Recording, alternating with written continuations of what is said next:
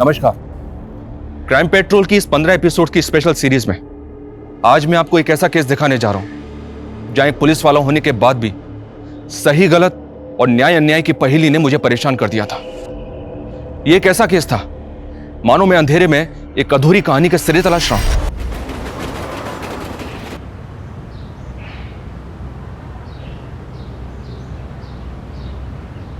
यार जतिन यार, तू बिलीव नहीं करेगा, कल रात को ऐसे पैसेंजर मिले थे ना, साले जहर थे एक नंबर के। यार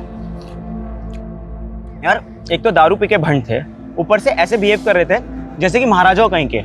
अरे 2 साल से कैब चला रहे हैं, अब तो आदत सी हो गई है। वैसा पानी देना। यहाँ थोड़ा। मैं क्या बोलता हूँ कि जन्मदिन वाले दिन अपना मूड खराब मत कर, ये रख। Happy birthday. तुझे कैसे? तेरे आई कार्ड पे देखा था, ज्यादा कुछ महंगा तो है नहीं, एक छोटा सा ही गिफ्ट है। वैसे कहाँ की बुकिंग है तेरी? अरे बैंड्रा गिरे। अरे वाह, आजा। ए रुक रे, ए रुक, ए शानी इधर आ, इधर आ। देख क्या रहा है, इधर आ। पर क्या हुआ? तूला सांगितलं? अरे क्या हो गया? मार क्यों रहे हो भाई साहब? अरे सांगितलं होतं ना, हा? अरे आमचा एरिया ऑटोवाल्यांचा काय? अरे दादा मार क्यों रहे हो? दादा बात तो कर सकते ना। तरी येतो हम अपनी मर्जी से थोड़ी आते, बुकिंग आती है तो लेनी पड़ती है, अब हमारी मजबूरी है। ये वासाड़ी है, मजबूरी काटी ना तुझी। साला ये लोग इधर आकर अपना धंधा खराब करते हैं और ऊपर से हमको बताते हैं। अरे दादा, आप लोगों का धंधा हम लोग खराब नहीं करते हैं, आपका ये रवैया खराब करता है। सवारी मिलती है तो आप लोग जाते नहीं हो, तो मजबूरी में आकर लोग हमारी कैब बुक करते हैं, इसमें हमारी क्या गलती है? अरे क्या हो गया दादा? ज्ञान पेल रहा है? हमारा बापाचा एरिया है, मैं इधर धंधा करे या ना करे, तुम दोनों इधर नहीं दिखना चाहिए। चल निकल। अरे निकल। क्या हो गया दादा? मत मारो ना दादा। अरे जानो।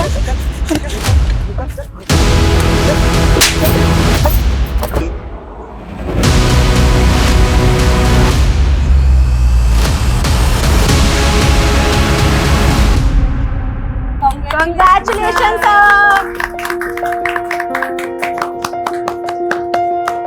सीरियसली सर, आपने हिस्ट्री क्रिएट की है। ना सिर्फ ये इतनी कम एज में ये अवार्ड पाकर, बल्कि वुमेन एम्पावरमेंट क्या है और उसे कैसे सपोर्ट करना है इसे प्रूव करके। Seriously sir. एग्जैक्टली सर, हमारी मिटका फार्मेसी पहली ऐसी कंपनी है जहाँ की सारी एमआरस फीमेल्स हैं।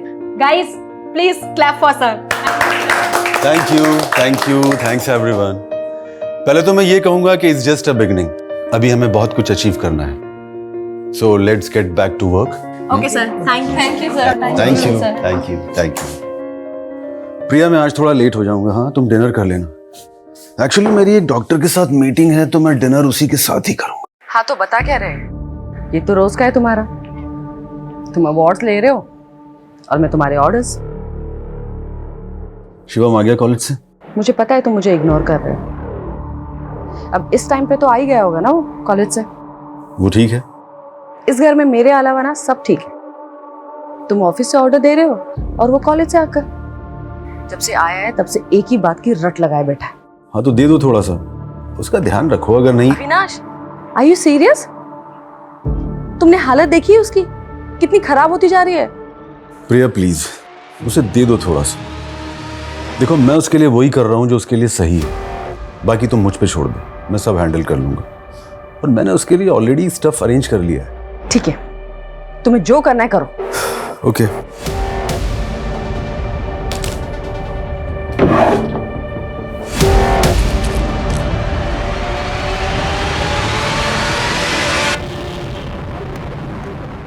Thank you sir. आपको भी। हाँ, मैंने सारी डिटेल्स मेल कर दी हैं। सर बहुत खुश लग रहे हैं आप, लगता है मीटिंग बहुत अच्छी हुई आपकी। हाँ, एक डील फाइनल करने दिल्ली जा रहा हूँ, बहुत बड़ी डील है। वो साहब, मेरे को 3 दिन का छुट्टी चाहिए था। अरे भाई क्यों चाहिए 3 दिन की छुट्टी? वो साहब, मेरे बाबा का श्राद्ध है, मेरे को गांव जाना है। अच्छा, फिर तो ले लो छुट्टी, लेकिन हाँ टाइम से वापस आ जाना। हाँ साहब, टाइम से आ जाऊंगा।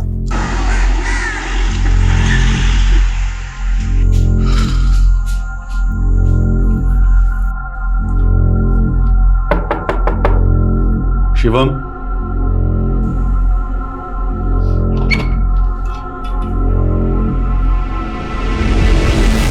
आर यू ओके बेटा? या डैड, आई एम फाइन। मैं अंदर आ जाऊं? श्योर।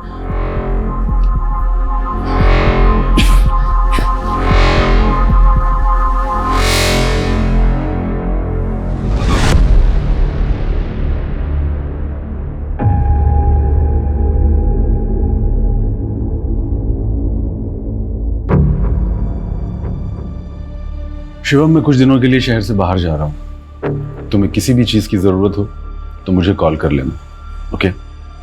डैड, आप हमेशा मेरी सपोर्ट करते हो, मॉम बिल्कुल नहीं करती। कुछ भी बोलो, नो। आप जाने से पहले उनको बोलकर जाइए कि ठीक है बेटा, मैं बोल दूंगा, लेकिन तुम्हें भी ध्यान रखना होगा। तुम उसे इतना भी परेशान मत करना कि वो तुम्हें फिर से मना कर दे। लेकिन उसकी नो में तुम्हारी फिक्र होती है बेटा। तुम भी अपने अर्जिस को नो कहना, कंट्रोल करना सीखो, ठीक है? खुद हीरो बनकर मुझे विलन बना रहे हो शिवम की नजरों में। हाँ, तुम्हारे तरीके सही और मेरे तरीके गलत, जबकि तुम खुद उसे ड्रग्स लाकर दे रहे हो। प्रिया, मैंने डॉक्टर से बात की थी। एक झटके में उसकी आदत तो ये छूट नहीं सकती ना। हमें उसे टाइम टू टाइम डोज देने पड़ेंगे और ये भी देखना होगा कि कहीं वो वायलेंट ना हो जाए। अच्छा, तो उसे मेरे भरोसे क्यों छोड़कर जा रहे हो तुम? प्रिया, क्योंकि मुझे पता है कि तुम उससे बहुत प्यार करती हो और इस दुनिया में उसका तुमसे अच्छा केयर कोई नहीं कर सकता। और तुम्हें पता है ना, मैं बिजनेस मीटिंग के लिए बाहर जा रहा हूँ। हाँ, ये सही है। तुम बिजनेस मीटिंग के लिए दुनिया घूमो और मैं यहाँ खाना बनाते बनाते मर जाऊं। मिटका फार्मा जो मेरा ब्रेन चाइल्ड था, आज उससे मेरा कोई लेना देना ही नहीं है। अरे लेना देना क्यों नहीं है? तुमने कभी सोचा है तुम्हारे सपोर्ट के बिना ये सब पॉसिबल हो सकता था? देखो प्रिया, मिटका और शिवम दोनों हमारी रिस्पॉन्सिबिलिटी है।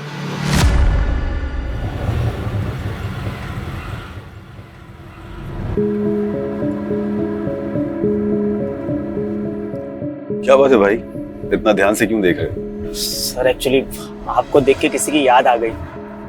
वो एक बिजनेसमैन है, मैंने हाल ही में उनका वीडियो देखा था। उसमें दिखाया था कि उन्होंने अपने कॉलेज में अपने दोस्तों से उधार लिया और 8 बिजनेस खोले और सब फेल हो गए। फिर अपनी वाइफ का आइडिया लेके उनसे पैसे लिए और बिजनेस खोला तो वो सक्सेसफुल हो गया, दवाइयों का बिजनेस। सर मैं उनकी दवाइयाँ खाता हूँ, बहुत अच्छी है और बहुत सस्ती भी है, तो थोड़ा आपकी शक्ल उनसे मिलती है इसीलिए। शक्ल इसलिए मिल रही है क्योंकि मैं वही हूँ। और तुमने सही कहा, वाइफ का आइडिया और इन्वेस्टमेंट दोनों से ही बिजनेस सक्सेसफुल हुआ है। Wow, I am your big fan sir. I am also impressed bro, because first time I am meeting English speaking कैबी। Thank you sir. और सर आज दिन भी कितना अच्छा है, मैं आपसे मिला। और सर मेरी वाइफ को ना 2 बेटी के बाद अभी बेटा हुआ है। अरे हाँ, भूल ही गया था सर, ये लीजिए ना प्रसाद। सर एक्चुअली मैंने मन्नत मांगी थी, बेटा होगा तो फिर मैं प्रसाद चढ़ाऊंगा। कांग्रेचुलेशंस। बट मुझे बड़ा अजीब लग रहा है, तुम इतने एजुकेटेड होकर भी इन सब चीजों में फंसे हुए। गलती मेरी नहीं है सर, इस दुनिया की है। इंसान चांद तक पहुंच गया लेकिन अभी भी विमेन की रिस्पेक्ट नहीं करता है।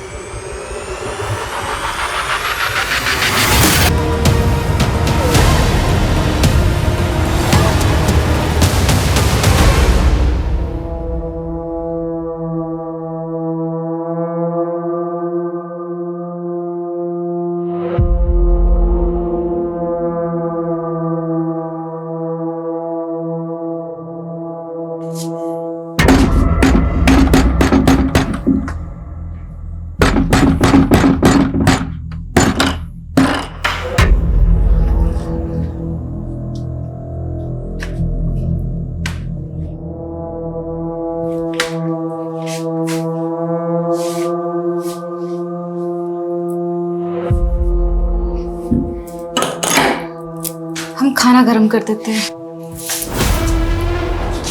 खाना खा के आया। हमारी बेटी के आसपास भी दिखे ना तुम, तो हम चीर के रख देंगे सबको। हाथ लगा के तो दिखा, लगा के तो दिखा।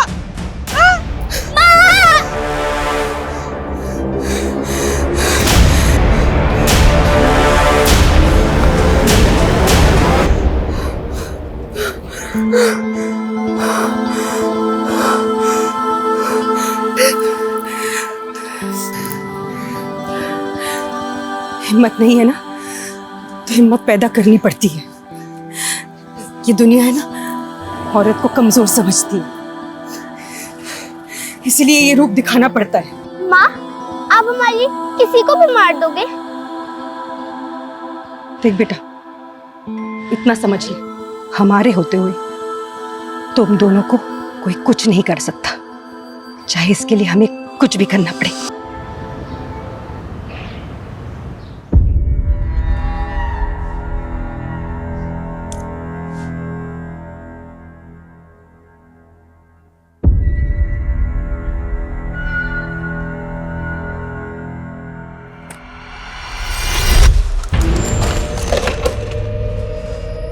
क्या खुद को इतना शीशे में देखता है?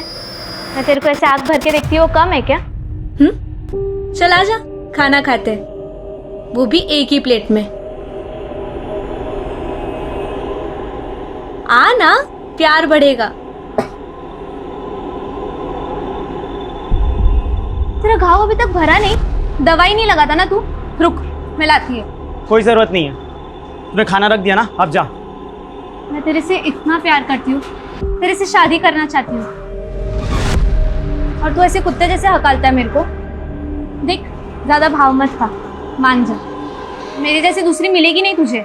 मैं ही हूँ जो खाना खाने के बजाय तेरी गाली खाती हूँ और मुस्कुराती भी हूँ।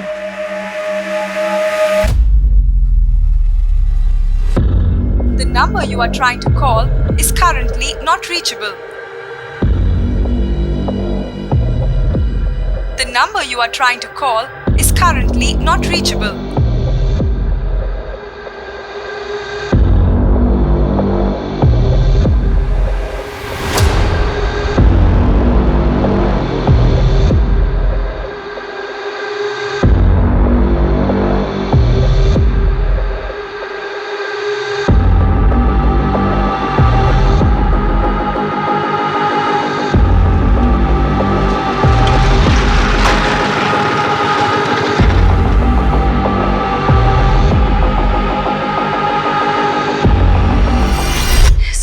सर, मेरे हस्बैंड अविनाश त्रिपाठी सर, वो 2 दिन से मिसिंग है। उनका फोन भी स्विच ऑफ आ रहा है। 2 दिन से मिसिंग है मतलब? सर, दिल्ली में उनकी मीटिंग थी, जिसके लिए 2 दिन पहले ही वो घर से बाहर निकले थे। फ्लाइट थी उनकी दिल्ली की, लेकिन मैंने जब एयरलाइन में फोन किया तो पता चला कि उन्होंने फ्लाइट बोर्ड ही नहीं की। सर, आपको पता था कि आपके पति 2 दिन से मिसिंग है और आप आ जा रहे हैं पुलिस स्टेशन? हाँ सर, वो अक्सर बिजनेस ट्रिप के लिए जाते रहते हैं सर। वैसे भी हमारी फ्रीक्वेंटली इतनी बात नहीं होती है, और मुझे लगा कि वो बिजी होंगे, इसलिए मैंने इतना नहीं सोचा। लेकिन कल और आज दोनों दिन मेरी उनसे बात ही नहीं हो पाई, उनका फोन स्विच ऑफ आ रहा है। आपने अभी बताया कि आपकी फ्रीक्वेंटली बात नहीं होती थी, तो ये भी तो हो सकता है कि वो अपनी मर्जी से कहीं गए हो, किसी ऐसी जगह जहां वो आपको बताकर नहीं जा सकते। ऐसा नहीं है सर, वो मुझे बताते हैं सर, और मेरे सामने ही उन्होंने एयरपोर्ट के लिए कैब बुक की थी, मेरे सामने ही वो घर से बाहर निकले थे सर। ओके, रिलैक्स, हम कुछ करते हैं। सर, अविनाश सर ने जाने माने कार्डियोलॉजिस्ट डॉक्टर चोपड़ा के साथ में एक डील क्रैक की थी, और इसी सिलसिले में उन्होंने उन्हें दिल्ली भी बुलाया था। तो फिर अविनाश ने फ्लाइट ली क्यों नहीं? उससे भी ज्यादा इंपॉर्टेंट कुछ और चल रहा था क्या? सर, इस डील से बढ़कर सर के लिए कुछ इम्पोर्टेंट नहीं हो सकता। सर 2 साल से इस डील के लिए मेहनत कर रहे हैं। सर, मुझे तो लगता है सर किसी मुसीबत में है। मिटका फार्मेसी ने बहुत जल्दी ग्रो किया है, तो पॉसिबल है कोई डिस्प्यूट या राइवलरीज? सर, इस इंडस्ट्री में कट थ्रोट कंपटीशन तो चलता ही रहता है, और कोविड के बाद तो और भी बढ़ गया है। पर सर, उनकी किसी से दुश्मनी हो ऐसा हमें कभी भी अंदाजा नहीं हुआ, और सर ने भी कभी ऐसा कुछ हमें बताया नहीं।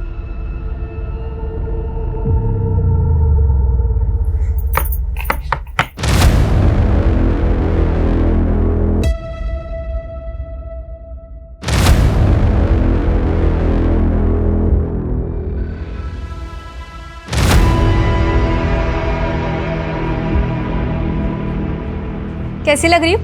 एकदम हॉट ना? तो फिर आ गई? अरे आई कहाँ? तू अंदर आने देगा तो आऊंगी ना। अरे अरे बोल ना, कैसी लग रही हूँ? मस्त लग रही हूँ ना? अरे तू आदमी है कि क्या है रे, कि मेरे में ही कुछ कमी है? सुंदर नहीं लगती क्या मैं तुझे? देख, मैं ना तेरे से बहुत प्यार करती है, तेरे लिए कुछ भी कर सकती है। मधु, समझना यार, मैं तेरे लायक नहीं हूँ। मैं तुझे खुश नहीं कर सकता। क्यों नहीं कर पाएगा? नहीं बता सकता यार मैं। क्यों नहीं बता सकता? अब जब तक बताएगा नहीं, मैं यहाँ पर ही बैठेगी, हिलेगी नहीं यहाँ से।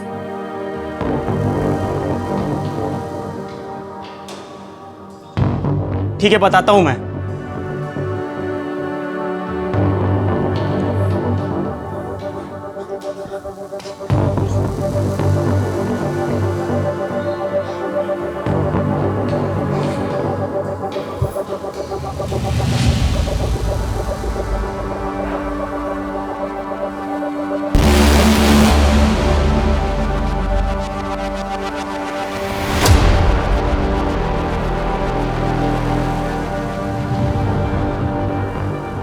देख लिया मधु, तुम एक आदमी से प्यार करती हो, वो मैं नहीं हूं।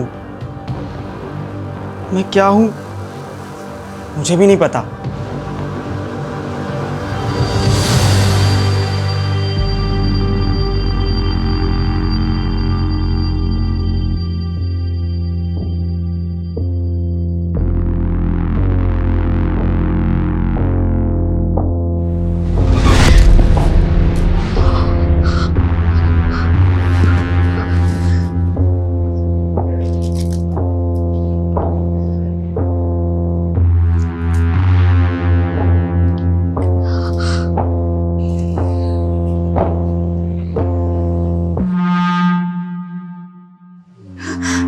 पापा,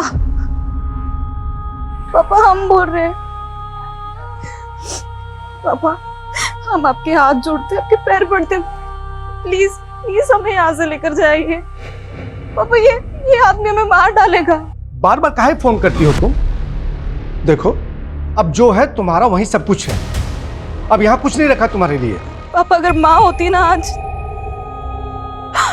तो हमारे साथ ऐसा नहीं होता ना, वो कभी होने देती। वो होती तो ना, अब नहीं है ना।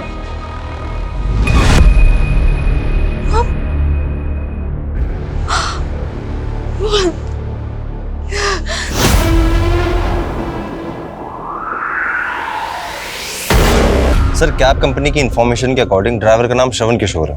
वो 26 साल का है, इंदौर का रहने वाला है। सर, कंपनी ने बताया कि उस दिन उसने पैसेंजर लेने के फौरन बाद ड्राइव को कैंसिल कर दिया था। तब से वो जॉब पे नहीं आया और उसका फोन भी नहीं लग रहा। सर, हमने भी ट्राई किया था, फोन नॉट रीचेबल बता रहा है। श्रवण ने पैसेंजर बिठाने के बाद ड्राइव कैंसिल क्यों की? और डिसेंट से देखने वाले अविनाश का एक कैब ड्राइवर से क्या लेने देना हो सकता है?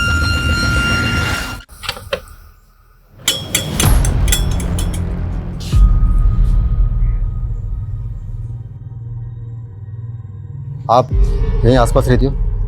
जी। ये श्रवण किशोर है, पहचानती हो? जी साहब। ये श्रवण किशोर अभी कहाँ मिलेगा? पता नहीं साहब, 3-4 दिन पहले तो देखा था, उसके बाद में पता नहीं कहाँ गायब हो गया।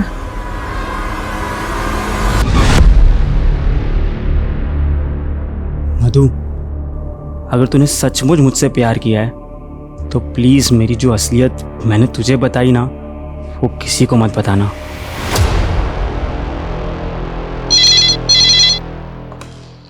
Hello, what?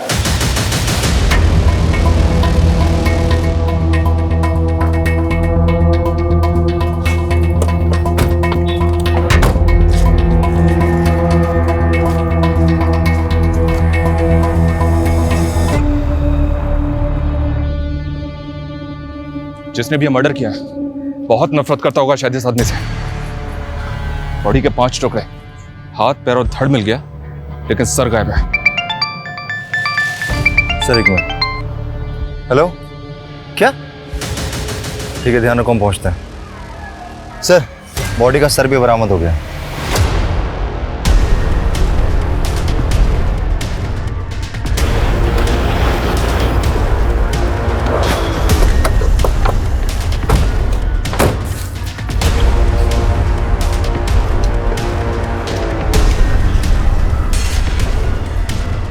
खुले से। अविनाश के केस में सबसे अलग और अजीब बात है कि कैब ड्राइवर श्रवण का पैसेंजर लेकर ड्राइव कैंसिल कर और उसके बाद उसका और उसके फोन दोनों का लापता हो जाना। कैब में बैठने के कुछ देर के बाद उसका फोन हुआ था, तो पॉसिबल है कि इसके पीछे श्रवण हो। सर, एक रैंडम कैब ड्राइवर और इतने बड़े एंटरप्रेन्योर का क्या रिलेशन है? ये तो पता करना है। इसको पोस्टमार्टम के लिए भिजवाओ, फैमिली को इन्फॉर्म करो और इंदौर चलने की तैयारी करो। Sir,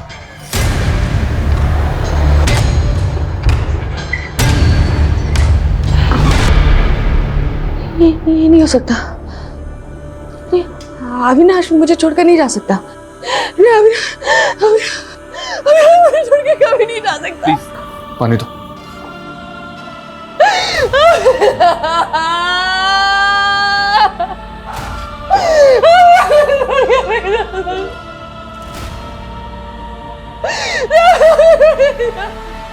mom I need some money, please मुझे दे दीजिए mom, please mom I need, mom please दे दीजिए mom I need some money mom please mom.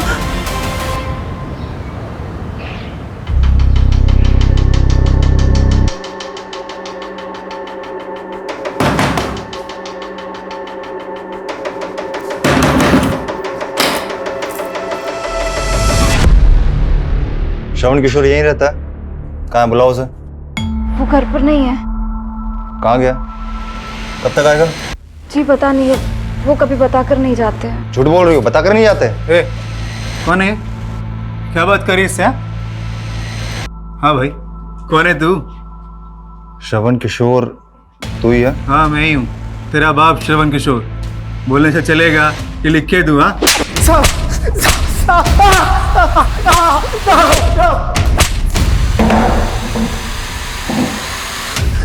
साहब माफ कर दो साहब, हम कुछ नहीं किए साहब। आप ही बताओ ना साहब, ऐसे में हम कैसे पहचानते कि ये कौन है? हमको लगा कि मेरी बीवी का कोई। चुप, बिल्कुल चुप। अब अगर तू ही श्रवण किशोर है ना तो बता, मैं मुंबई से इंदौर कब आया तू? तेरा फोन क्यों बंद है? और वो गाड़ी कहाँ है जो कैब कंपनी के लिए चलाता है तू? मुंबई गाड़ी कैब कंपनी? क्या बात कर रहे हो साहब? हम जिंदगी में मुंबई नहीं गए हैं साहब, ना ही हमको गाड़ी चलाने आता है। यहाँ तक कि 2 साल से तो हम इंदौर से बाहर तक नहीं गए सर। पर तेरे आईडी पे पिछले 2 साल से एक आदमी मुंबई में कैब चला रहा है, कैसे? हमको कैसे पता साहब, कैसे? इसको जानता है तू? नहीं साहब। सर जेल में इसका अच्छा खासा आना जाना है, एंग्री यंग मैन बन के घूमता है, लड़ाई झगड़ा मारपीट रोज का काम है सर। नहीं सर। खूंखार है तू? हाँ, पर तुझसे भी खूंखार वो है। बॉडी के 6 टुकड़े किए उसने। मर्डर में प्राइम सस्पेक्ट है जिसमें तुझे उठाया है। अविनाश के गायब होने से लेकर अभी तक फरार है वो। अब अगर तूने सच नहीं बोला ना तो मुंबई तो छोड़, ब्रह्मांड की सैर करवा दूंगा तुझे। साहब कसम खा के कह रहे सर, हमको नहीं पता साहब वो कौन है। हमको कोई फंसा रहा है साहब, हमको कोई फंसा रहा है। हम इतने सालों से इंदौर से बाहर तक नहीं गए साहब। मतलब तू सैर करके ही मानेगा? कदम सर करवाओ इसको सैर। Yes sir. कोई फंसा रहा है?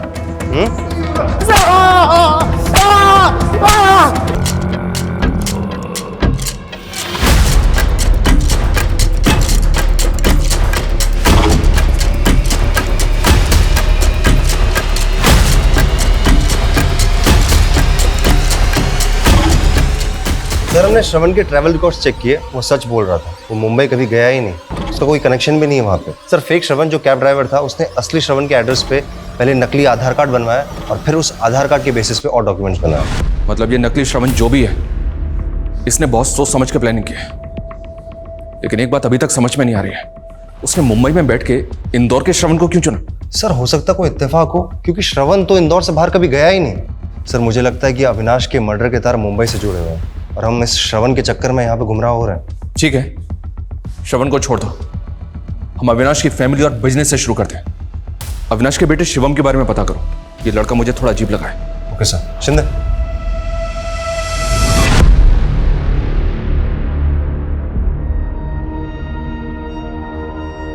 अविनाश, मैंने वो सारे पॉइंट्स अंडरलाइन कर दिए हैं जो तुम्हें क्लाइंट के सामने हाईलाइट करने हैं, जो हमारे प्रोजेक्ट का यूएसपी है। ठीक है? Okay boss.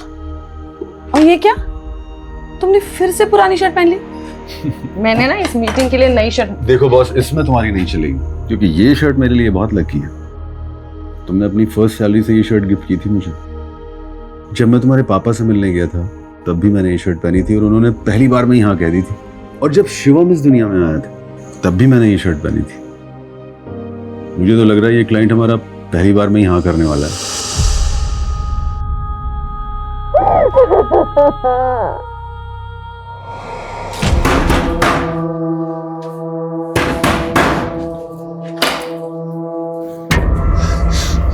आ गए आप?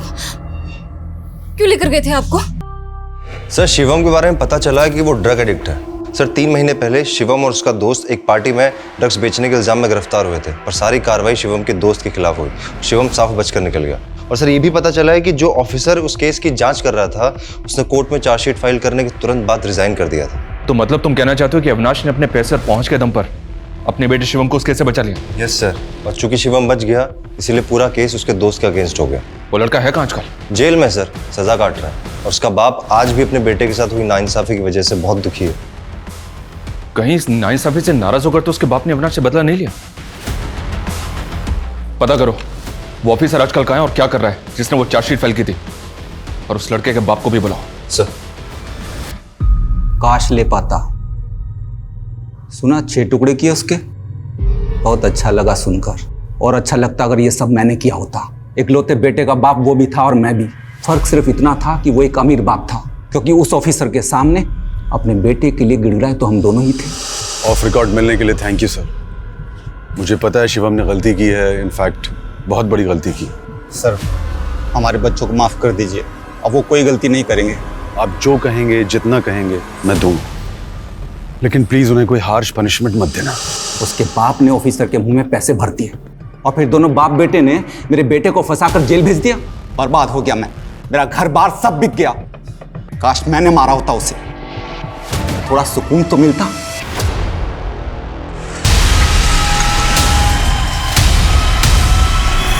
पॉसिबल है कि श्रवण के मर्डर में इसका हाथ हो, पर तब भी यह समझ में नहीं आ रहा कि इंदौर का श्रवण जो कभी मुंबई आया तक नहीं, उसको फ्रेम करने का क्या मतलब है?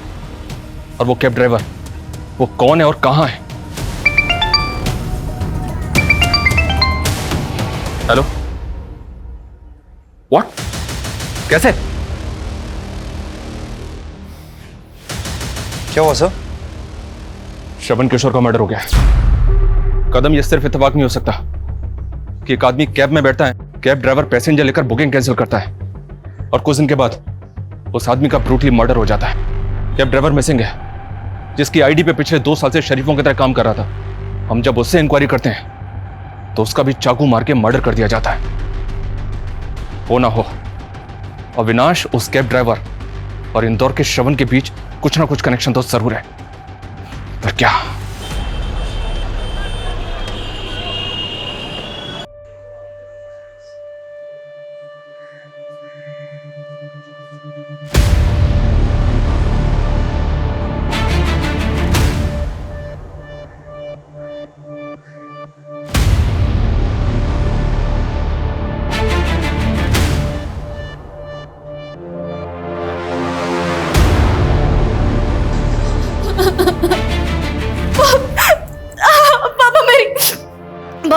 पापा मेरी बात, पापा बात को समझने की कोशिश कीजिए ना।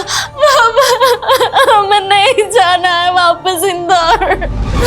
हमने पापा वहाँ अकेले नहीं रह सकते। पापा हमारी हालत तो देखिए। तुम कोई पहली औरत नहीं हो जो विधवा हो गई हो और पेट से हो। हम बता दे रहे हैं, हमको अपनी छाती पर कोई बोझ नहीं चाहिए। पापा हम इस हालत में।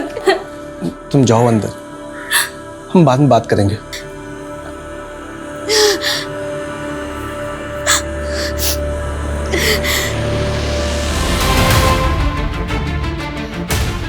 हम मानते हमारा बेटा श्रवण कुशल था, लेकिन इतने सालों में तो कुछ ना हुआ। हमें के कुछ समझ में नहीं आ रहा कि अचानक श्रवण के साथ ये क्या हुआ। झूठी तसल्ली ना दे, अपनी बेटी से पूछ क्या हुआ। दिलीप यार, तूने अपना बेटा खोया है तो उसने भी अपना पति खोया है। हमारी बेटी तेरी बहू है, उसकी पेट में तेरे खानदान का वारिस है। भाड़ में जाए बहू और भाड़ में जाए वारिस। हम तो ये सोच के पछता रहे कि ऐसी मनुष्य लड़की को अपनी बहू बनाया ही क्यों, जो हमारे बेटे को खा गई। श्रवण और अविनाश ये दोनों कानपुर के रहने वाले हैं? सर सेम शहर और same locality. What? Yes sir.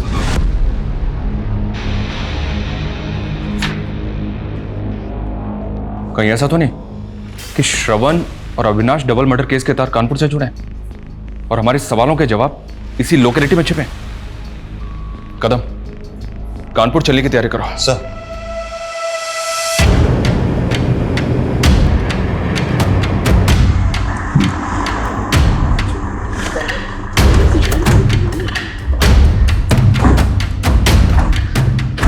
Sir, ये अविनाश का घर है और ये श्रवण का। हमको तो कुछ समझ में नहीं आ रहा साहब, ये सब कैसे हो गया? पहले अविनाश और अब हमारा बेटा। किसी पे शक है आपको? बता सकते हैं कौन कर सकता है इसका? क्या बताएं साहब, कुछ समझ में नहीं आ रहा। अविनाश के पिता केशव और हम दोनों दोस्त थे, दोनों ने एक एक करके अपने इकलौते औलाद को खो दिया साहब।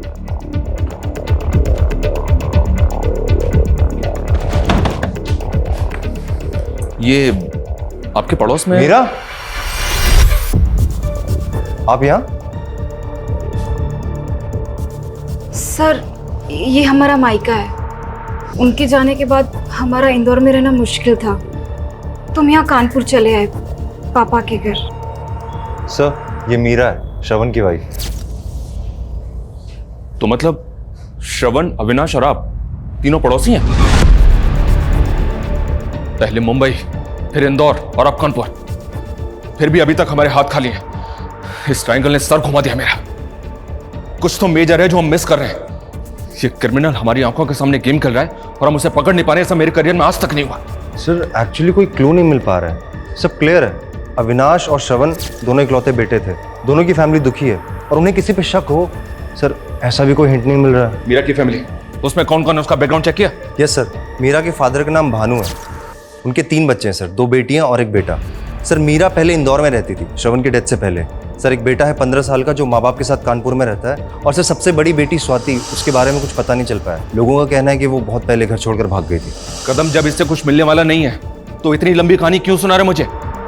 इससे अच्छा होता कि तुम उस फेक श्रवण कैब ड्राइवर के बारे में पता करो। हो सकता है कि वो किसी तरह ट्रायंगल से जुड़ा हो। सर,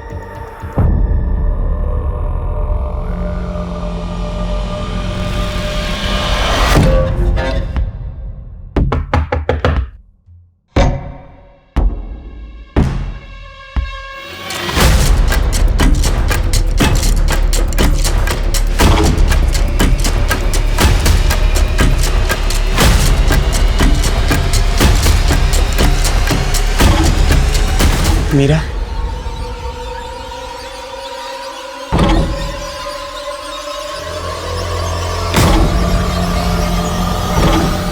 दी, स्वाति दी,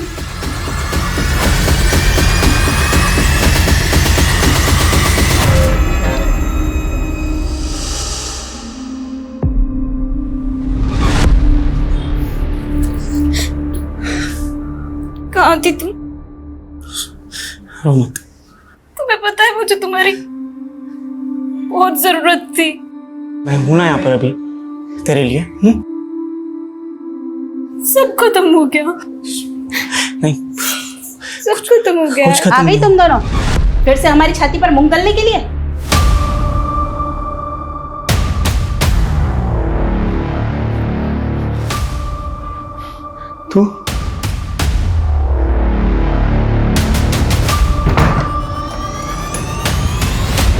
तू क्या चाहती है कि तेरा ये रूप देखकर पूरा समाज हम पर हंसे?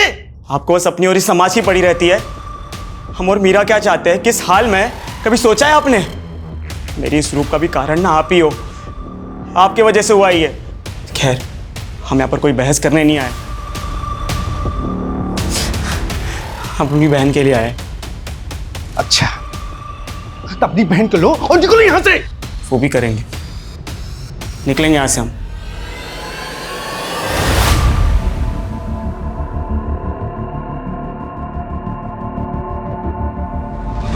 समझ नहीं आ रहा है हम क्या मिस कर रहे हैं, कहां चूक हो रही है हमसे। इन तीनों फैमिलीज में आपस में कभी कोई कॉन्फ्लिक्ट रहा है, कोई दुश्मनी या कोई झगड़ा जिसके बारे में अभी तक हमें पता ना हो? सर, अविनाश और श्रवण की फैमिली की ऐसी कोई हिस्ट्री नहीं है और क्रिमिनल हिस्ट्री एक्चुअली भानु की भी नहीं है।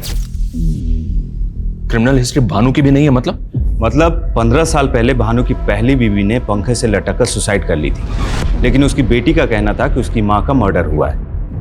बेटी मतलब मीरा? मीरा का कहना था कि सुसाइड है। नहीं सर, मीरा नहीं, उससे बड़ी वाली स्वाति। इन्वेस्टिगेट कर रहे थे, लेकिन जब 10 दिनों के बाद उसकी माँ का सुसाइड लेटर सामने आया तो हमें केस बंद करना पड़ा। मैं अपनी जान अपनी मर्जी से ले रही हूँ। मेरी मौत के लिए मेरे अलावा कोई जिम्मेदार नहीं है। इतना फॉर्मल सुसाइड नोट मैंने अपनी जिंदगी में पहली बार देखा है।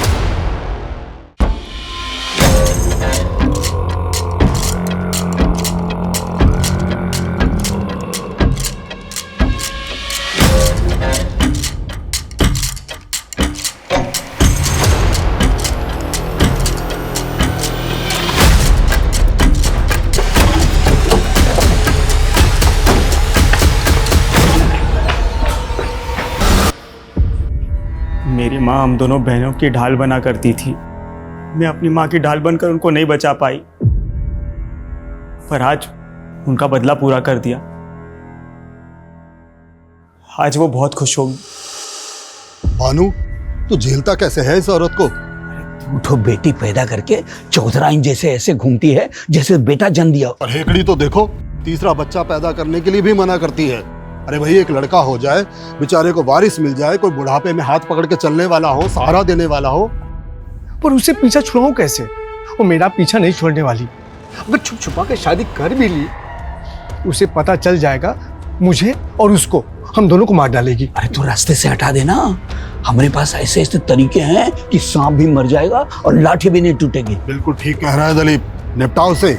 और बिल्कुल ऐसा लगना चाहिए कि खुदकुशी की है। पर हमारे अकेले बस की नहीं है। अरे तू चिंता क्यों करता है, हम हैं तेरे साथ में।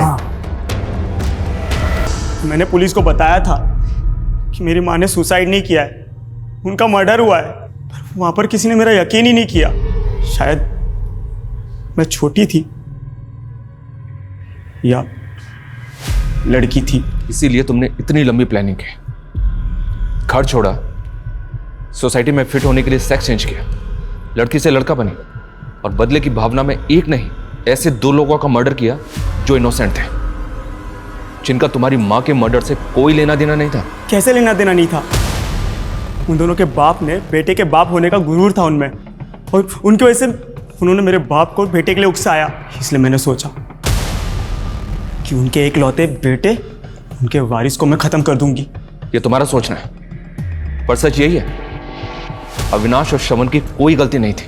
गलती थी उनकी कि वही उनका गुरूर थे। अगर उन बुड्ढों को मारती तो वो मुक्त हो जाते, इसलिए ऐसे जगह चोट मारी जहां सबसे ज्यादा लगेगी। अब दोनों बुड्ढों के लिए जिंदगी मौत से बदतर है। और सर, ये आसान नहीं था। मैं लगातार 2 साल से कैब ड्राइवर बन के वहां पर घूमती रही अविनाश के एरिया में कि कभी तो बुकिंग आएगी, और फिर आई। उसके बाद दिलीप चाचा के बेटे श्रवण को इंदौर में टारगेट किया मैंने, और फिर आखिर में अपने बाप को मार के अपनी माँ का बदला पूरा किया। मेरी माँ को इंसाफ देर से मिला, मिला जरूर। ये वो देश है जो चांद पर पहुंच चुका है, पर फिर भी यहां एक लड़का और लड़की के बीच का भेद मानो मिटने के लिए तैयार ही नहीं है। अविनाश इसी समाज की देन है जो औरत को प्यार और सम्मान दोनों देता था। दूसरा श्रवण, जिसकी मर्दानगी औरत को नीचा दिखाने में, उसको बेइज्जत करने में और उसके साथ जानवरों की तरह बर्ताव करने में थी। और तीसरी स्वाति, जिसे समाज ने एक औरत और आदमी की पहचान के बीच घुटने को मजबूर कर दिया था।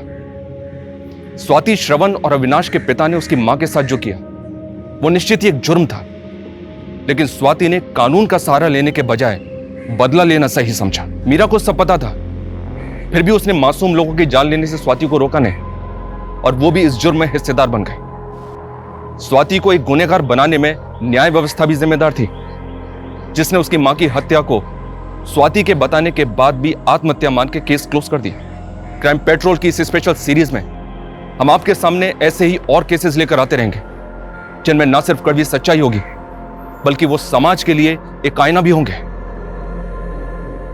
जय हिंद।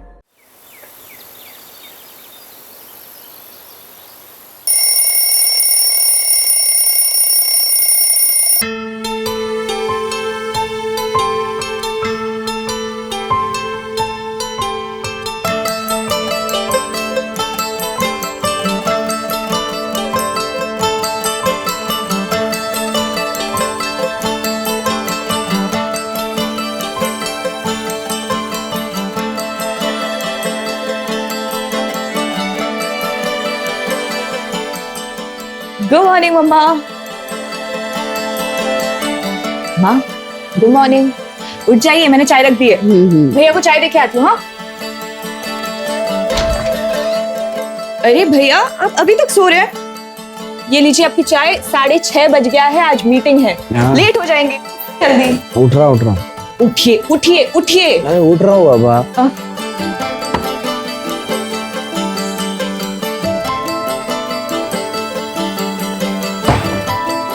अरे प्याली क्या कर रही है? मत करना, मैं कर लूंगा ये सब यार।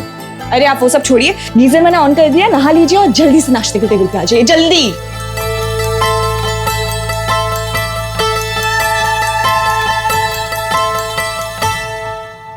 चलो मम्मा, चलो भैया, मैं निकल रही हूँ, बहुत लेट हो चुकी हूँ। Bye bye bye bye. पूरे घर के लिए खाना बनाती है, 5 मिनट लगता है खाने में, खा के निकला कर। खा। अच्छा ठीक है, मैं ना ले लेती हूँ, रास्ते में खा लूंगी। मैडम। हाँ जी। उनको नहीं लग रहा कुछ भूल गई होगी? तू ऑल द वेरी बेस्ट। मुझे पता है आप बहुत अच्छे से अपना काम करोगे। चल जा।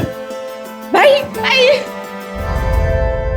तरुण सर, आप बिल्कुल टेंशन मत लीजिए, मैं और मेरी टीम आपको बेस्ट मार्केटिंग स्ट्रेटजीज बना के देंगे। इनफैक्ट मेरे पास एक प्रपोजल भी तैयार है सर। ऋषभ, ये प्रोजेक्ट प्याली हेड करेंगे। पर सर ऋषभ सर सीनियर है। अंजलि, सीनियर जूनियर से कोई फर्क नहीं पड़ता है, फर्क पड़ता है तो परफॉर्मेंस से पड़ता है। और तुम दोनों ने ना अभी तक कुछ भी नहीं किया। वहीं उसी जगह प्याली ने मुझे 3 दिन पहले ही मार्केटिंग स्ट्रेटेजी का ऑप्शन भेज दिया। And you know what, I really like it. Sir मेरे पास भी रेडी है, इनफैक्ट हम लोग नीश क्लास को टारगेट भी करने वाले हैं। प्याली, हर high end clothing brand niche class को ही टारगेट करता है और वो सही भी है, but we are going to market our product as luxury for everyone. हम मार्केटिंग के लिए इंटरनेशनल मॉडल्स को यूज करेंगे, luxury brand which is affordable for middle class as well as lower middle class people. पर sir तब तो company को major loss होगा। नहीं अंजलि, नहीं होगा लॉस, इसमें प्रोजेक्शन है। We are talking about volume here. पर प्रोडक्ट प्रॉफिट मार्जिन शायद से थोड़ा सा कम हो सकता है, बट वॉल्यूम में जब सेल होगा तो ओवरऑल प्रॉफिट बहुत ज्यादा होगा। सी, कोई नुकसान नहीं है। Let's do it guys.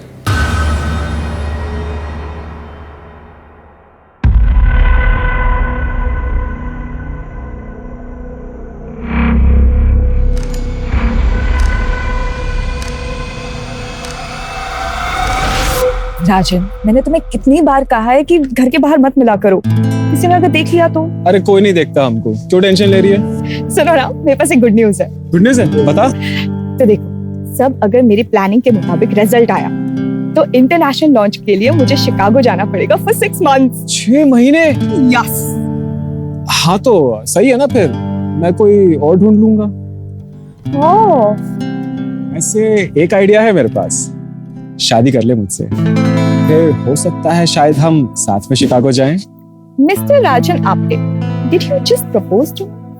Well, maybe. ये क्या करे हमारे पीठ पीछे? हाँ, शर्म नहीं आई तुझे? खानदान का नाम ऐसे मिट्टी में मिलाते हुए।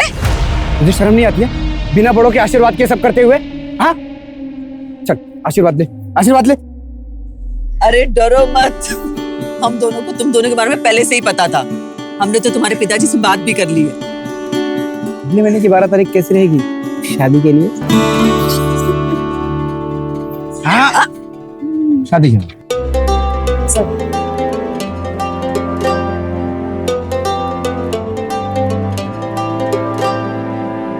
अरे चल जल्दी जल्दी हाथ चला। अरे ऐसे रखा अभी तक, ठीक से पूरा खोल दे जल्दी से पूरा। हाँ। अरे भैया नमस्ते। नमस्ते भाभी, कैसे हो?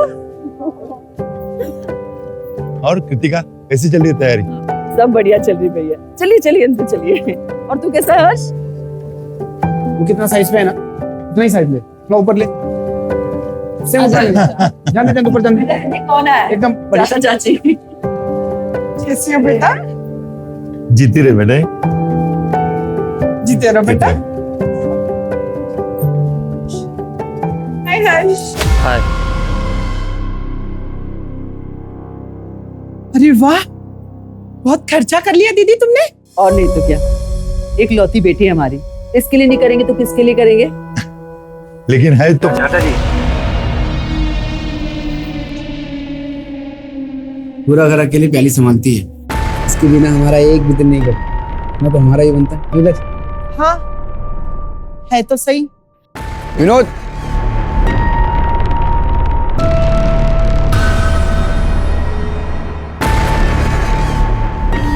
रिंकी, ये सब मैं लेगा। प्याली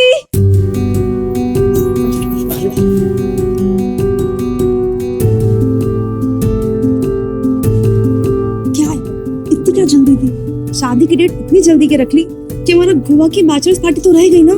मैं तो शादी के बाद भी जा सकते हैं ना। शादी कर रही हूँ, मर नहीं रही हूँ। शादी के बाद ना पराई माल हो जाओगी तुम। शादी से पहले जाते तो लड़के तोड़ते ना। कुछ भी कितने लोग हैं आप।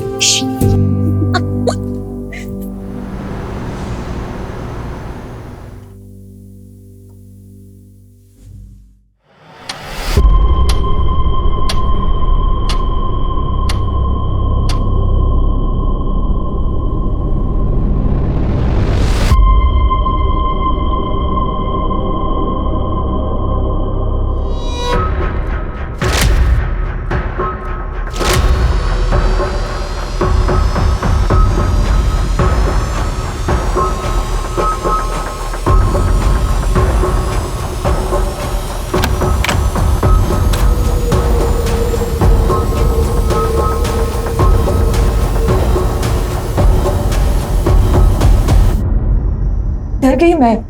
यहाँ क्या? अरे पिंटू, जी भैया जी। मार्केट जा, रजत हलवाई के यहाँ से 5 किलो मोतीचूर के लड्डू लेना। कहीं और से मत लेना, रजत हलवाई के यहाँ से ही लेना। जी भैया। हाँ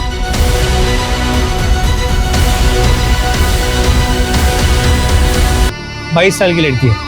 आज उसकी शादी होने वाली है। फैमिली में उसकी माँ कृतिका बाएगा और भाई धीरज भाएगा है।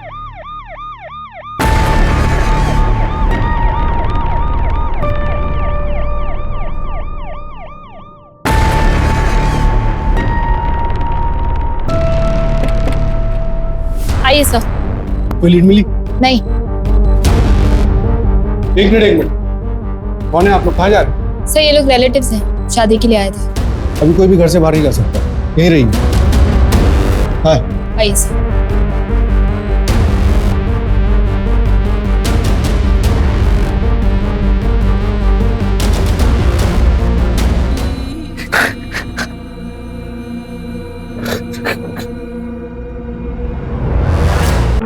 शादी ब्याह का घर है, इतना सब कुछ हो गया और किसी को कुछ पता ही नहीं। कहाँ थे आप लोग? सब थके हुए थे, थकार के सब सो गए थे।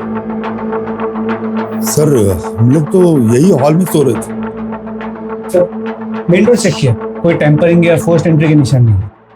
मेन डोर लॉक था? हाँ सर, मैंने खुद लॉक किया था। मेन डोर लॉक था, हॉल में ये लोग सो रहे थे, जाहिर सी बात है यहाँ से तो आया नहीं होगा। ये दरवाजा किस तरफ निकलता है?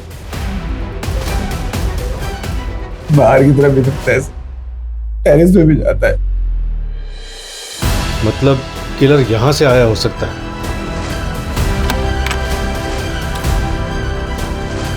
ये ज्वेलरी कितने की थी? उसने अपनी शादी के लिए खरीदी थी, 15 लाख की थी। आपको किसी पे कोई शक? पता नहीं सर, मेरी शादी तो बहुत अच्छी थी, सीधी शादी थी।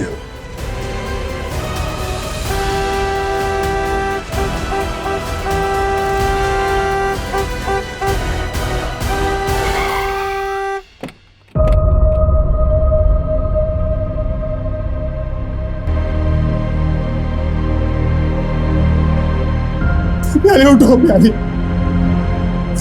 प्याली उठो ना। अजय भैया, ये सब क्या हो गया भैया? सर शादी ब्याह का घर था, सारी तैयारियां हो गई थी। ये क्या, कैसे सर? आपकी होने वाली बहू की जान चली गई और आपको तैयारियों की पड़ी हुई? सर मेरा वो मतलब नहीं था। सर मेन रोड पे कोई सीसीटीवी कैमरा नहीं है, मगर मेन गेट पे एक सीसीटीवी कैमरा था, जिसे कल रात को डेकोरेशन के वक्त निकाला गया था। मैंने तो बोला था विनोद को लगाने के लिए।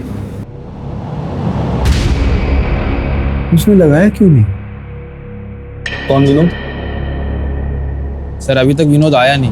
वैसे टाइम तो हो गया, अभी तक आ जाना चाहिए था। मैडम तो रात में चले गए थे, अभी आए हैं। चाहे तो हमारी बीवी को फोन ला के पूछ लीजिए, रात भर से हम घर पे ही थे। सर शादी वाला घर, चोरी का मामला लगता है। 15 लाख की ज्वेलरी और कल सबके सामने खोली गई थी।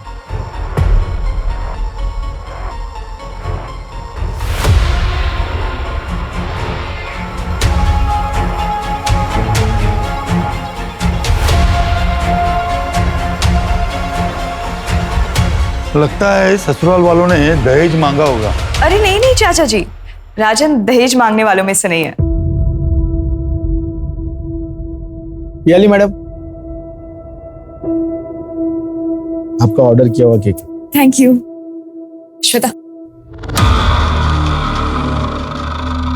शादी वाले घर में केक क्यों? मिठाई मंगवाओ। आज धीरज भैया का बर्थडे है, भूल गए ना आप सब? अरे हाँ, धीरज का बर्थडे। अरे वाह वाह वाह वाह। हैप्पी बर्थडे भैया। Thank you thank you. कितना हो गया? 490 रुपए। मैडम आपकी शादी है? QR code? ये केक वाले को भी ट्रैक करो और प्याली की प्रोफेशनल और पर्सनल लाइफ में जितने भी लोग हैं सबसे बात करो, कुछ भी छूटना नहीं चाहिए। गले पर क्लीन कट है, शायद किसी प्रोफेशनल का काम हो सकता है। सर मैंने धीरज से ज्वेलरी की फोटोज भी मंगवाई है, उस पर भी अलर्ट जारी करवा देते।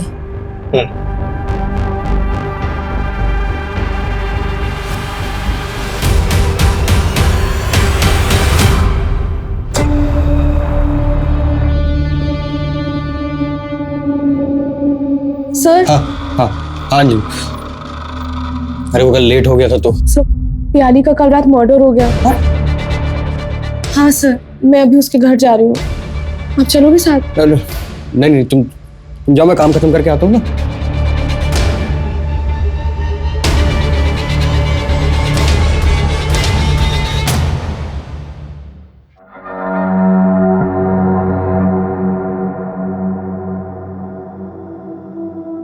तरुण, तुम टेंशन में क्यों बोला? मेरी ना रश्मि से बात नहीं हो पा रही है, मुझे बहुत टेंशन हो रहा है। प्लीज चल के देखिए उसे। शादी कर रही हो तुम? क्या? हाँ, इसलिए तो छुट्टी के लिए अप्लाई किया था मैंने। हाँ, 3 दिन की छुट्टी के लिए अप्लाई किया था, लेकिन मुझे कैसे समझेगा? हाँ, और तुमने कहा था घर पर शादी की बातचीत चल रही है, शादी कर रही है, ये कौन बताएगा? तरुण वो सब छोड़ो, मेरे 3 घंटे पहले रश्मि से बात हुई है। वो कह रही थी कि वो घर छोड़ रही है। मैंने कहा उसे कि मेरे घर पे आ जाओ, तब से उसका फोन स्विच ऑफ है। प्लीज चल के देखिए वो कहाँ है। किससे शादी कर रहे हो? तुम्हें पता होना कि किसका मैसेज है? रश्मि का। क्या बोल रही? मैं ठीक हूँ, आज रात नहीं निकल सकती, सुबह बात करती हूँ। डोंट कॉल बैक और तुम घर पे ही रहना, मुझे लेने मत आना। देखो तो रश्मि ठीक देखो तो रश्मि भी ठीक है। हाँ, तुम लोग कहीं बैठकर बात करते हैं, गुस्सा तो नहीं होना तुम? देखो, इससे पहले कि हमारी दोस्ती पूरी तरह से खत्म हो जाए, प्लीज यहाँ से चले जाओ।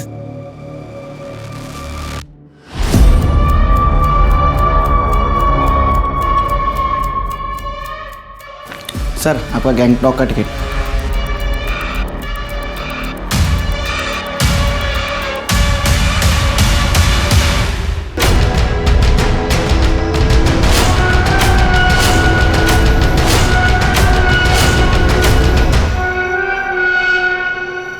भाई वो मैंने आपको क्रियाक्रम के सामान की लिस्ट भेजी है, प्लीज वो टाइम पे डिलीवर करा देना। परसों क्रियाक्रम।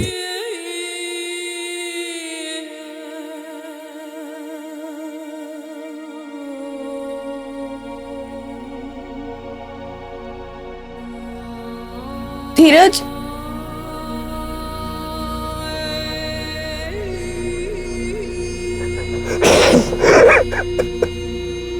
ठीक हो जाएगा। हाँ बस मैं पहुंच रही हूँ ऑफिस। मैंने वो वाली फाइल भी रख रही है, प्रेजेंटेशन भी एकदम रेडी है, बस आई एम जस्ट रीचिंग। चलो ठीक है, ओके बाय।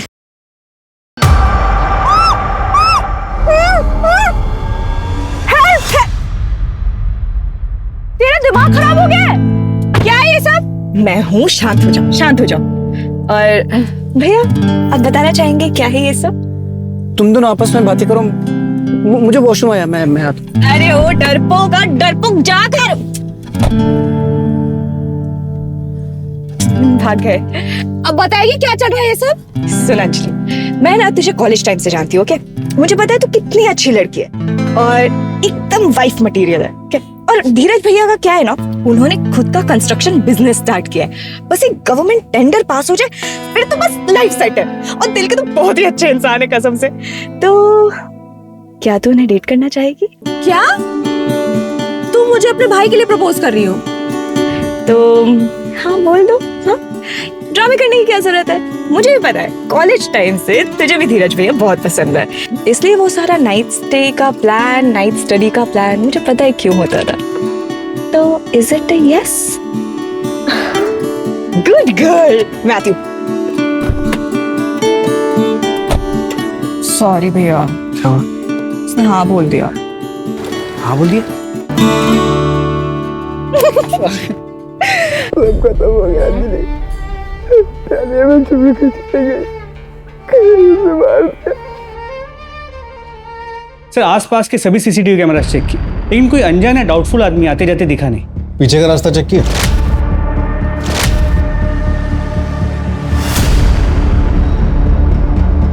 सर उस तरफ कोई सीसीटीवी कैमरा नहीं, तो पता करना मुश्किल हो। मैं चेकिंग करवा रहा हूँ कि वहाँ कोई दुकान या कोई आदमी मिल जाए जिसने कुछ देखा हो। पवार, एक बार ये पता चल जाए ना कि किलर आया कहाँ से था, तो इन्वेस्टिगेशन को एक प्रॉपर डायरेक्शन मिल जाए। सर, ये श्वेता है, प्याली की कजिन और उसकी बेस्ट फ्रेंड भी। सर कल रात को घर पे झगड़ा हुआ था। कृतिका, माना कि भैया के गुजरने के बाद तुमने घर के हर फैसले अकेले ले लिए, मगर ये घर बेचने का फैसला तुमने कैसे कर लिया? अरे हम लोग तो अपना हक छोड़ सकते हैं, मगर हर्ष का क्या? हर्ष का भी तो हक है इस घर पे। हर्ष का हक कैसे हुआ भैया? ये घर मैंने और धीरज के पापा ने अपने पैसों से खरीदा है, ये कोई पुश्तैनी घर नहीं है। लेकिन लिया तो इनके माँ के नाम पे था ना? हाँ, वो मेरे और धीरज के पापा का डिसीजन था, तभी माँ जिंदा थी। माँ के फ्यूचर के सिक्योरिटी के लिए किया था, और उनके और धीरज के पापा के जाने के बाद अगर इस घर पे किसी का हक है तो सिर्फ मेरा और मेरे बच्चों का है। तुम्हारा बच्चा तो सिर्फ धीरज है, पियाली तो पारा ही है। अच्छा जी, कई बार मैं आपके मुंह से सुन चुका हूँ इस शब्द को। इस घर पे हक मेरा और पियाली का है, और मैं अपना भी हक पियाली को देता हूँ। प्याली मेरी बहन है, सगी बहन। क्या लगा के रखा है सगी बहन? बोलने से हो जाएगी क्या? एक बात समझ लो, इस खानदान का खून नहीं है वो, अडॉप्टेड है वो, अडॉप्टेड।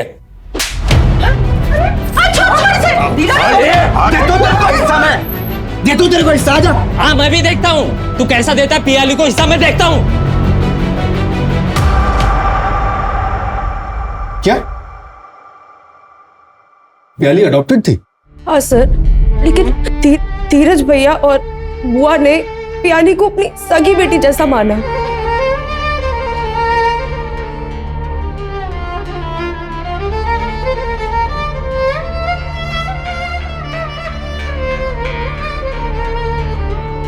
माँ, सुबह से आपने कुछ नहीं खाया। भैया, हाँ? आप क्यों कर रहे हैं? दीजिए, मैं माँ के पैर दबा देती हूँ। कभी मुझे भी पुण्य कमाने का मौका दे। अच्छा ठीक है, तो फिर ना मैं आपको हेड मसाज दे देती हूँ। चाहिए? अरे बावली रहने देना, क्यों कहते हैं ना, क्यों मस्का मार रही है तू? क्या चाहिए तुझे? भैया वो बताइए ना, आप लोगों ने मेरी शादी के लिए क्या गिफ्ट लिया है? क्या बोलते हैं मम्मी? बताओगे रहने नहीं? बता दे, तैयारी कर लेगी। तैयारियां मतलब कोई ट्रिप है? देखिए, मैं ना स्विट्जरलैंड से कम की कोई ट्रिप नहीं ले रही हूँ, पहले ही बता रही हूँ। यार आई एम सॉरी, फिलहाल तो हमारा गोवा का ही हॉलिडे पैकेज का बजट था। सॉरी। गोवा का? भैया, ये तो स्विट्जरलैंड के ट्रिप का पैकेज है। ओह माय गॉड भैया, थैंक यू सो मच, आपने बेस्ट हो। Thank you. सुन, कभी कोई भी प्रॉब्लम हो, कोई भी बात हो, मुझसे शेयर जरूर करना। खुश रहना तू।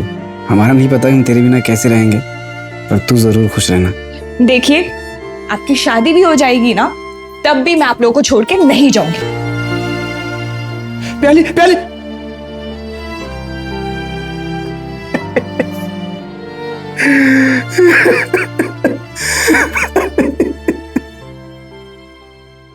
सर धीरज और कृतिका जी ने घर अभी बेचा नहीं है, बस मार्केट के कुछ ब्रोकर्स को बोल रखा है, और विश्रामवाड़ी में एक छोटा घर ऑलरेडी रेंट पे ले लिया है। हो सकता है कि वो डील अब कैंसिल कर दें। इसके अलावा धीरज ने मार्केट में एक मनी लेंडर से 20 लाख रुपए लोन पे उठाया है। शादी के खर्चे के लिए उठाया होगा? नहीं सर, शादी का पूरा खर्चा तो पियाली ही कर रही है, बस ज्वेलरी का खर्चा धीरज और कृतिका जी कर रहे हैं। तो 20 लाख का लोन क्यों उठाया?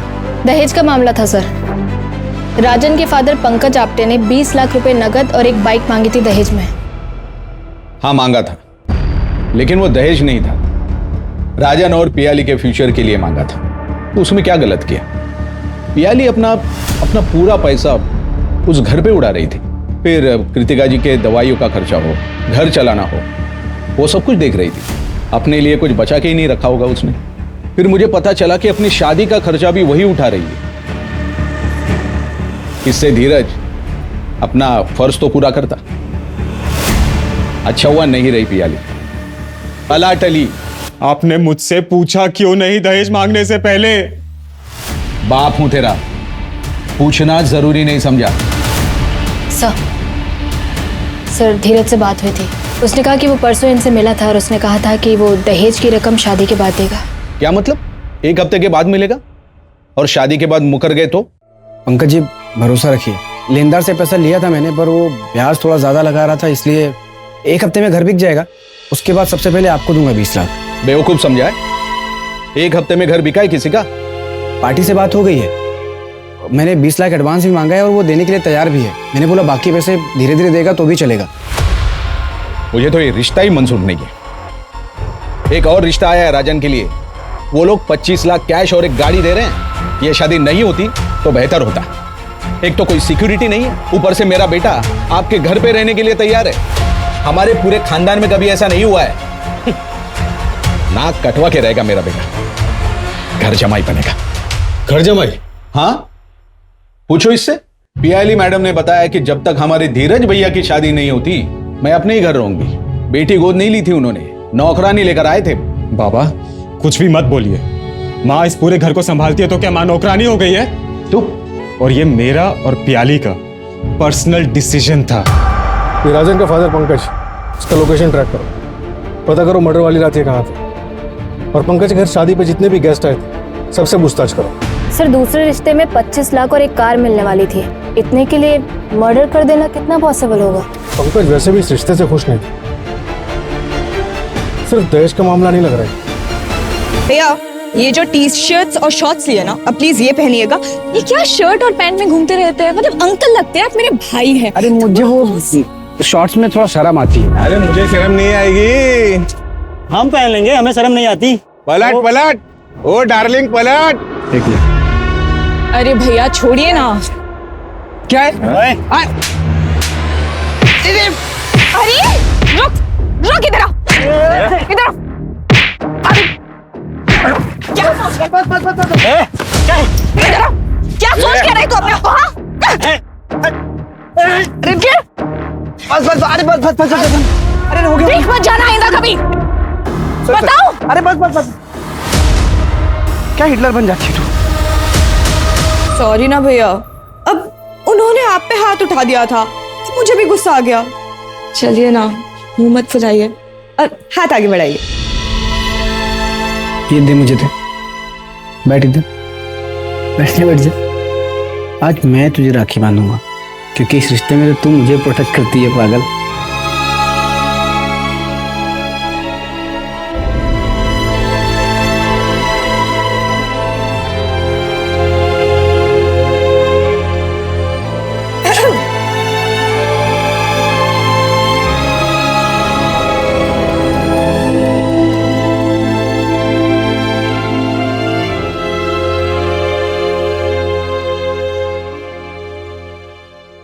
पियाली के घर के पीछे एक सीसीटीवी कैमरा मिला है।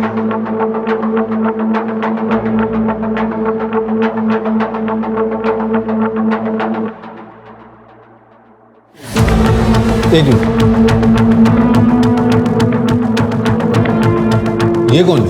ये तरुण नागपाल है, पियाली का बॉस है और इसके कॉलेज का सीनियर भी था। ये प्याली की शादी से 1 रात पहले उससे क्यों मिलने आया था? बुलाओ सर। सर इसका फोन स्विच ऑफ, इसके ऑफिस से पता चला कि गैंगटॉक गया है किसी मीटिंग के लिए। इसे टैप कर रहा हूं मैं। सर मेरी बेटी को किसने मारा? कृतिका जी, हम पता कर रहे हैं। मेरी बेटी को इंसाफ मिलेगा? आप लोग इतने दिन से कर क्या रहे हैं? मुझे मेरी बेटी का कातिल चाहिए। मैं जिंदा नहीं छोड़ूंगी उसको। सर प्लीज जल्दी पता कीजिए किसने मारा मेरी बहन को।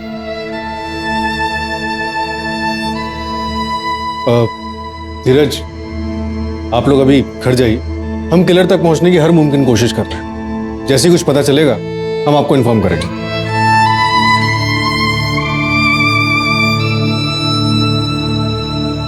हाँ नेहा, कोई अपडेट? सर पियाली के कॉल डिटेल्स आए हैं। कल रात को उसने किसी रश्मि नाथ से बात की थी और मैसेज पे भी बात हुई थी। उसके 3 घंटे बाद उसने अपने बॉस तरुण नागपाल से बात की थी। सर मैंने पता किया है, रश्मि तरुण की बहन है और पियाली की स्कूल की फ्रेंड भी है।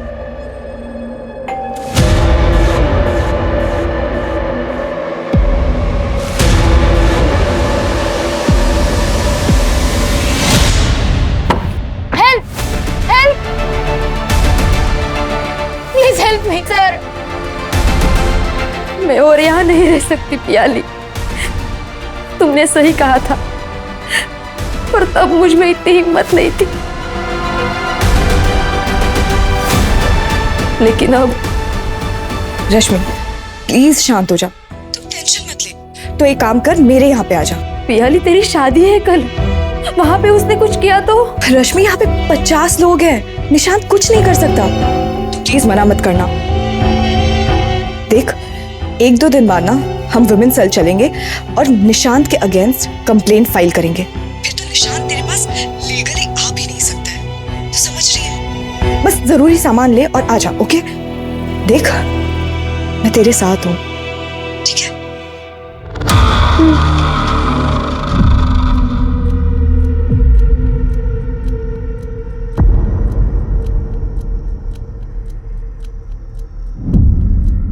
मतलब प्याली को वो मैसेज निशांत ने आपके फोन से किया होगा? तुम घर पे ही रहना, मुझे लेने बताना।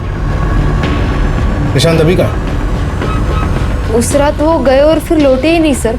मैंने जब आप लोगों को देखा तब मुझे हिम्मत मिली मदद मांगने की। नेहा, इन्हें हॉस्पिटल ले जाओ और निशांत के खिलाफ जल्द से जल्द लुकआउट नोटिस जारी करो। सर आइए। कुछ पार्सल लाए तुम्हारे लिए? हाँ? अरे नहीं। क्या? हाँ? साहब, अरे साहब क्या हुआ साहब? साहब मैंने कुछ नहीं किया साहब। साहब मैंने कुछ नहीं किया साहब। मैंने तो सिर्फ केक की डिलीवरी दी और मैं निकल गया वहां से। चला गया था? चला गया था? हाँ चला गया था। हाँ साहब। केक की डिलीवरी के बाद तू केक शॉप जाने वाला था ना, वहां तो गया नहीं। कहाँ गया था? मैं वो बाहर में सुबह तक बैठा था साहब। कौन सा बार? कौन सा बार? नाम नहीं पता। नाम नहीं पता बाहर का? सच में नाम नहीं पता साहब। हाँ? लेकिन मेरे घर के बगल में, मैं चाहिए तो आपको लेके चलता हूँ साहब। बता एड्रेस, बता एड्रेस, बता।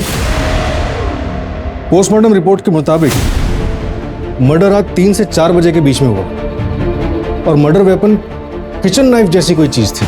आसपास की दुकानों में पता करो, हाल फिलहाल में किसी ने ऐसी कोई नाइफ लिया ही क्या?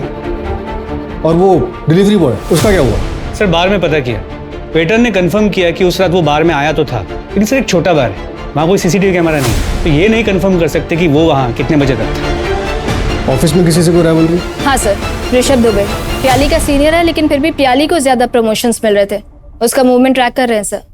और सर एक और बात पता चली है, प्याली की एक कलीग है अंजलि, जो 3 साल से धीरज की मंगेतर है, लेकिन धीरज शादी के लिए वेट कर रहा था। इससे पहले भी जो अरेंज मैरिजेस की बातें चली वो आगे नहीं बढ़ पाई। ठीक है धीरज, हम फैमिली प्लानिंग 3-4 साल बाद कर लेंगे, लेकिन उसके लिए शादी क्यों पोस्टपोन करनी है? नहीं अंजलि, एक बार शादी हो जाती है ना तो बच्चे के लिए चारों तरफ से प्रेशर आने लगता है, और मैं नहीं चाहता कि मेरे भी मन में कोई बायस आए। प्याली का प्यार मैं किसी भी कीमत में बांट नहीं सकता। मेरी इस बात को अगर तुम समझ रही है तो ठीक है, वरना मेरी तरफ से तुम फ्री हो। I will understand. तो इसके लिए मैं प्याली का मर्डर करूंगी? लेकिन क्यों सर? रुकावट तो सिर्फ उसकी शादी थी जो अगले दिन होने वाली थी। हमें तो पता चला है कि धीरज का काम अच्छा नहीं चल रहा था।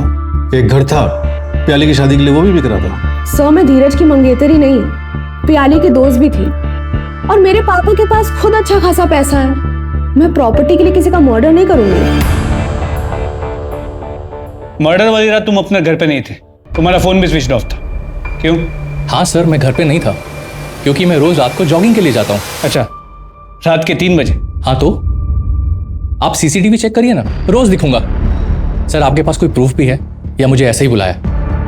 मैंने कोई मर्डर नहीं किया सर। हमें हमारे लोगों से पता चला कि तुम्हारे ऑफिस के कोई शिकागो का प्रोजेक्ट था जो तुम्हें लीड करना था, लेकिन वो मिला पियाली को लीड करने के लिए, और इस वजह से तुम काफी नाराज थे। हाँ सर, मैं नाराज था, और इसे कॉम्पिटिटिव नेचर बोलते हैं, इससे मैं किलर नहीं बन जाता हूँ। सर मैं तो 1 घंटे में जॉगिंग करके घर भी आ गया था। प्याली का घर मेरे घर से 40 मिनट के डिस्टेंस पे है, और अगर मर्डर का आप 10 मिनट भी पकड़ें तो आना जाना 1.5 घंटा। और सर मर्डर तो 3 से 4 के बीच में हुआ है ना। तुम्हें मर्डर का टाइम कैसे पता? हमारे भी लोग हैं सर। सर वो विनोद को उठा लिया। चलो। सर मैंने कुछ नहीं किया। सीसीटीवी क्यों नहीं लगाया था? वो तो धीरज सर ने मना किया था। विनोद। जी भैया, बहुत रात हो गई है, एक काम करो सुबह के लगा देना। ठीक है भैया, जाओ। एक तो मेरे बेटी के कातिलों को आप ढूंढ नहीं पा रहे, ऊपर से आप मेरे बेटे पे इल्जाम लगा रहे हैं। क्यों धीरज, तुम कुछ नहीं बोलोगे? विनोद को सीसीटीवी वापस लगाने के लिए क्यों मना किया था तुमने? बहुत रात हो गई थी सर। विनोद। जी भैया, कितना टाइम लगेगा? थोड़ा टाइम लगेगा भैया। तो इसको लगा के जाना, मैं मेन डोर बंद कर रहा हूँ। ठीक है? ठीक है, ठीक। लेकिन जिसने भी किया है ना सर, वो कभी खुश नहीं रहेगा।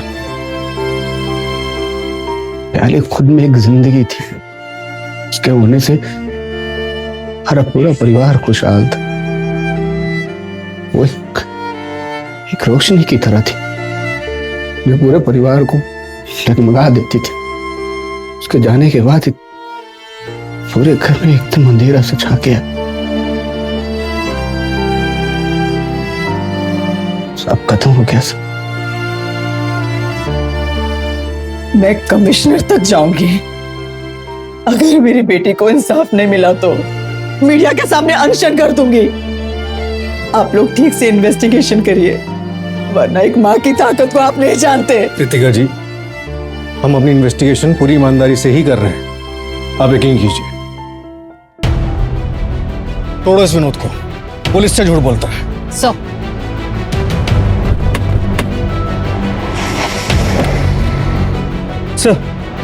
धीरज और कृतिका जी ने पियाली के लिए एक स्विट्जरलैंड का हनीमून पैकेज बुक किया था, लेकिन शादी से 1 दिन पहले धीरज ने वो पैकेज कैंसिल कर दिया।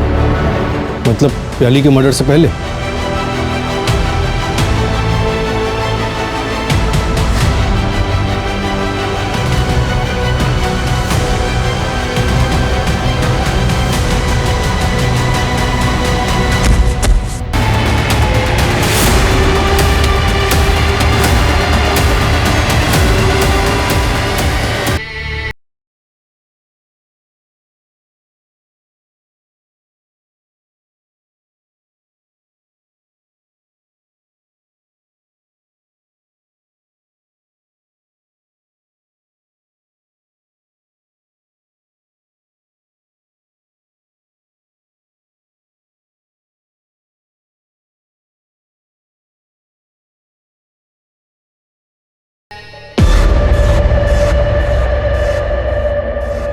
पवार, मुझे लगा वहां टेरेस पे कोई था।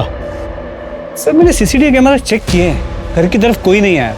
मुझे अब भी लगता है कि एक सुसाइड का केस है। तो पीछे के रास्ते से कोई आ सकता है, लेकिन वहां पे चेक करने का कोई स्कोप नहीं। वो मनी लैंडर से कोई बात हुई? नहीं सर, जिस दिन से उसे बुलाया उस दिन से वो गायब है। वो तरुण भी, उसका भी अब तक कुछ भी पता नहीं चल पाया, और उसका फोन अब तक स्विच ऑफ है। और वो ज्वेलरी के बारे में भी कुछ नहीं पता चला ना? नहीं सर, लगता है अब तक कहीं बिकी नहीं है। धीरज और प्याली के बाद घर पे हक सिर्फ हर्ष का होगा, बस कृतिका जी उसके रास्ते में आ सकते हैं। सर इस हर्ष के बारे में मैं पता करता हूँ, देखता हूँ कि धीरज की मौत के वक्त वो कहाँ था। प्याली और हर्ष से जुड़े सभी लोगों पे नजर रखो, सबकी एक एक मूवमेंट की खबर चाहिए मुझे। आप लोग चले जाइए यहाँ से, मुझे कोई हिसाब नहीं चाहिए आप लोग से। और पवार, पता करो जो घर धीरज ने रेंट पर लिया था उसका क्या हुआ, उसे वापस किया क्या? सर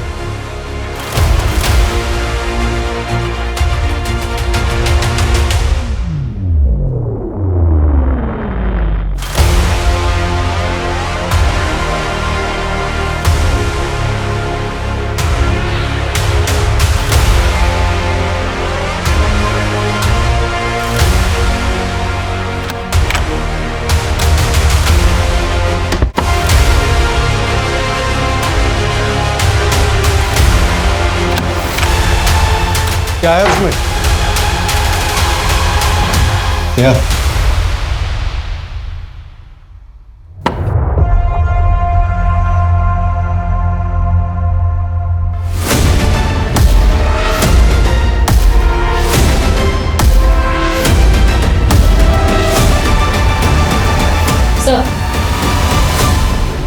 जब आपने केस इन्वेस्टिगेट करने के लिए मना किया, आप लोग चले जाइए यहाँ से। मुझे कोई इंसाफ नहीं चाहिए आप लोग से। मेरे दोनों बच्चे चले गए। तभी मुझे लगा बेटी को इंसाफ दिलाने के लिए इतना हो हल्ला, लेकिन बेटा मरा तो उसके लिए इंसाफ नहीं चाहिए। और फिर ये चाबी, मकान बेचने से मना कर दिया आपने, लेकिन जिस मकान में शिफ्ट होना था उसे वापस नहीं किया। इसीलिए हम आपके ब्रोकर से मिले और ये डुप्लीकेट चाबी ली। अब आप बताइए क्यों मारा प्याली और धीरज को? धीरज, तू चल कमिश्नर ऑफिस। ये हमारी प्याली को इंसाफ नहीं देंगे। तू चल मेरे साथ। तू नहीं आ रहा ना तो मैं अकेली चली जाती हूँ, लेकिन मैं प्याली के कातिलों को पकड़वा के रहूंगी। अनशन करूंगी, कुछ भी करूंगी। पुलिस स्टेशन के बाहर जाके अपने आप को आग लगा दूंगी। ठीक है, जा रही हूं मैं। इससे बेहतर तो तुम मुझे मार देना।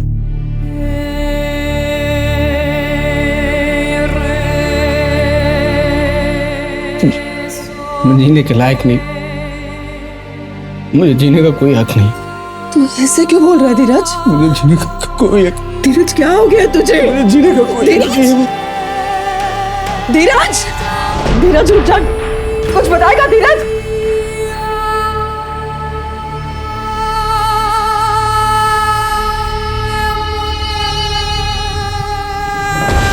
धीरज, मैं समझती हूँ कि तुम प्याली की शादी के लिए घर बेच रहे हो, लेकिन कुछ साल बाद हमारी भी तो शादी होगी ना, हमारे भी तो बच्चे होंगे।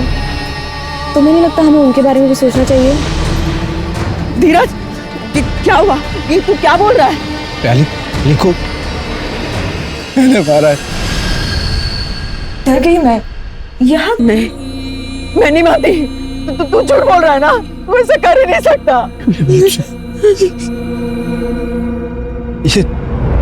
ये रेंट वाले घर की चाबी है। इस घर में बैग जिसमें मैंने सारी ज्वेलरी और वो चाकू रखी है जिससे मैंने प्याले को मारा। धीरज, बेटे ने बेटी को मार डाला, बेटा तो रहा नहीं। तुम्हें उसका नाम खराब नहीं करना चाहती थी। भाई बहन का रिश्ता बदनाम हो जाता। एक पल में प्याली सखी से अडॉप्टेड बन जाती। लोग तो यही कहते ना कि देखा सौतेली थी इसलिए मार डाला। इस केस का कोई एंड रिजल्ट नहीं था, ना कोई अरेस्ट था और ना ही कोई चार्जशीट। मेरे करियर में ऐसा पहली बार हुआ था जब मेरे पास कोई जवाब नहीं था। आखिर ऐसा हुआ क्यों? क्या वजह थी? सदियों से चलती आ रही दहेज की प्रथा, या परिवार के आगे बढ़ने के बाद अपनों के बीच आई हुई दूरियां? धीरज ने जो कुछ भी किया उसे उसका गिल्ट था और इसी में उसने अपनी जान दे दी और अपने पूरे परिवार को खत्म कर दिया। धीरज ने दोनों डिसीजन सेल्फिश होकर लिए, अपनी बहन प्याली को मारने का और फिर खुद सुसाइड करने का। उसने अपनी मां के बारे में बिल्कुल नहीं सोचा। इस केस में क्रिमिनल था कौन? समाज में चलती आ रही कुप्रथाएं। ये समाज हमसे और आपसे बनता है। हम और आप बदलेंगे तो ये समाज बदलेगा। क्राइम पेट्रोल के ऐसे ही मजेदार एपिसोड्स देखने के लिए हमारे चैनल को सब्सक्राइब करें